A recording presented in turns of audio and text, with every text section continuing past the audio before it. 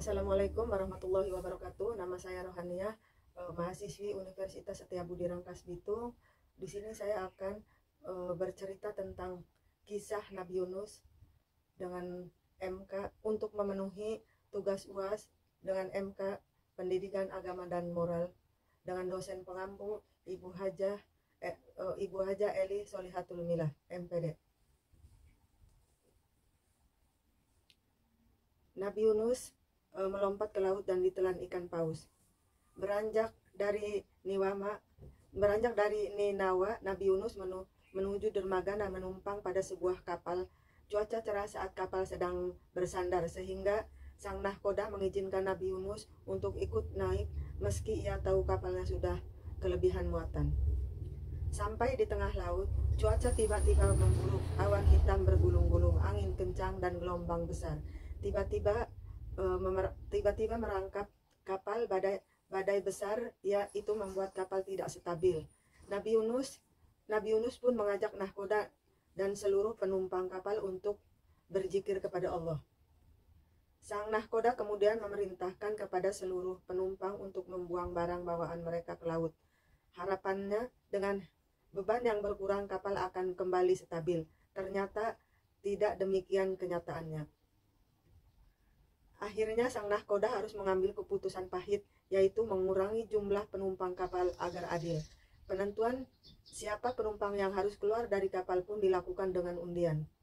Sang nahkoda meminta seluruh penumpang menuliskan nama mereka. Kemudian proses pengundian pun dimulai. Pada saat pengundian pertama, nama yang keluar adalah Yunus.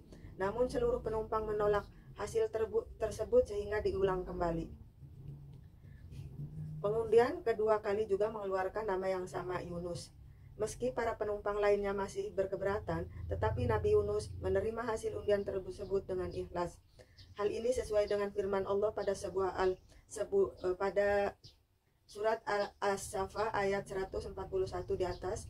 Kemudian dia ikut diundi, ternyata dia termasuk orang-orang yang kalah dalam undian. Beliau pun menceburkan dirinya ke laut setelah menyebut asma Allah. Dalam beberapa riwayat dikisahkan bahwa setelah Nabi Yunus terjun ke laut, cuaca kembali cerah dan lautan kembali tenang. Di laut, Nabi Yunus diombang-ambingkan gelombang. Kemudian Allah memerintahkan seekor ikan paus untuk mendekat dan menelan Nabi Yunus tanpa meremukkan tulang dan daging beliau. Ada pula pendapat yang menyatakan bahwa ikan yang menelan Nabi Yunus adalah ikan Nuh, merujuk pada surat An-Nabiyah ayat 87. Ikan itu disebut-sebut masih hidup saat ini dan akan harus hidup hingga hari kiamat. Pendapat tersebut merujuk pada surat As-Safa ayat 144.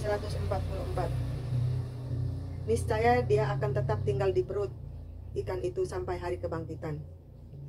Di dalam perut ikan yang gelap, Nabi Yunus sempat mengira dirinya telah meninggal. Allah pun mewahyukan bahwa beliau ada di dalam perut ikan. Nabi Yunus menggerakkan kakinya dan bersujud. Tak lama kemudian, Nabi Yunus mendengar suara-suara tasbih dari para penghuni lautan. Hal ini mengilhamkan kepada beliau untuk menyadari kesalahannya. Nabi Yunus pun sadar bahwa keputusannya meninggalkan kaum Ninawa dalam keadaan marah adalah hal yang tidak benar. Karena itu Allah menghukum beliau dengan menjarakan diri dalam perut ikan. Hal ini seperti firman Allah pada surat As-Safa ayat 142 di atas, maka dia ditelan oleh ikan besar dalam keadaan tercela. Sebutan tercela pada ayat tersebut menandakan Allah tidak berkenan pada keputusan Nabi Yunus meninggalkan kaumnya. Allah juga menegaskan kekecewaannya pada Nabi Yunus dalam surat An-Nabiyah. Ketika dia pergi dalam keadaan marah, lalu dia menyangka bahwa kami tidak akan menyulitkannya.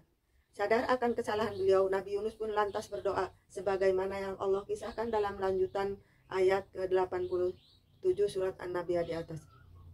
Maka dia berdoa dalam keadaan yang sangat gelap. Tidak ada Tuhan selain Allah, Maha suci Engkau, sungguh aku termasuk orang-orang yang zalim. Allah pun memperkenankan doa Nabi Yunus seperti yang dikisahkan dalam surat An-Nabiyah ayat 88. Dan kami selamatkan dia dari kedukaan, dan demikianlah kami menyelamatkan orang-orang yang beriman. Allah memerintahkan kepada ikan paus untuk memuntahkan Nabi Yunus sehingga beliau terdampar di daratan yang tandus. Tubuh Nabi Yunus pun dalam keadaan lemah dan sakit karena kekurangan nutrisi di dalam perut ikan. Untuk itu Allah menyebutkan beliau dengan menumbuhkan tanaman yang hina sejenis labu dan meminta Nabi Yunus memakannya. Hal ini dikisahkan Allah dalam surat As-Safa ayat 145 sampai 146. Kemudian kami lemparkan dia ke daratan yang tandus, sedang dia dalam keadaan sakit. Kemudian untuk dia kami tumbuhkan sebatang pohon dari jenis labu. Adapun mengenai beberapa lama waktu Nabi Yunus berada dalam perut ikan, ada beberapa perbedaan pendapat di antara para ahli tafsir. Ada yang menyebutkan bahwa Yunus alaihissalam ditelan ikan paus pada waktu di duha dan dimuntahkan kembali sore harinya. Ada pula yang berpendapat Nabi Yunus telah ditelan 3 hari. Pendapat lain menyebut bahwa beliau berada di dalam perut ikan selama 7 hari. Namun pendapat yang paling masyhur adalah selama 40 hari. Berdasarkan kisah yang diceritakan turun-temurun, ikan yang menelan Nabi Yunus alaihissalam memiliki wujud yang begitu besar sehingga dapat menelan apapun. Ikan yang menelan Nabi Yunus dinamai ikan nun. Walaupun ikan ini belum terdefinisikan dengan jelas, namun penggambaran ikan ini dimiripkan dengan ikan paus secara logis. Memang tidak ada ikan lain yang memiliki ukuran lebih besar dari ikan paus. Pelajaran dari kisah Nabi Yunus. Dari kisah Nabi Yunus di atas ada pelajaran yang kita ambil sebagai berikut. 1. Sabar menyeru kepada kebaikan. 2. Memperbanyak zikir kepada Allah. 3. Berserah diri dan memohon ampunan kepada Allah. 4. Tidak mengambil keputusan saat sedang emosional. Demikianlah kisah Nabi Yunus dan pelajaran apa saja yang kita petik darinya. Semoga kita dapat meneladani Nabi Yunus sehingga dapat masuk dalam golongan hamba Allah yang saleh dan disayanginya. Amin amin ya robbal alamin. Sekian pemaparan dari kisah Nabi Yunus. Kurang lebihnya mohon maaf. Akhirul kalam. Wassalamualaikum warahmatullahi wabarakatuh.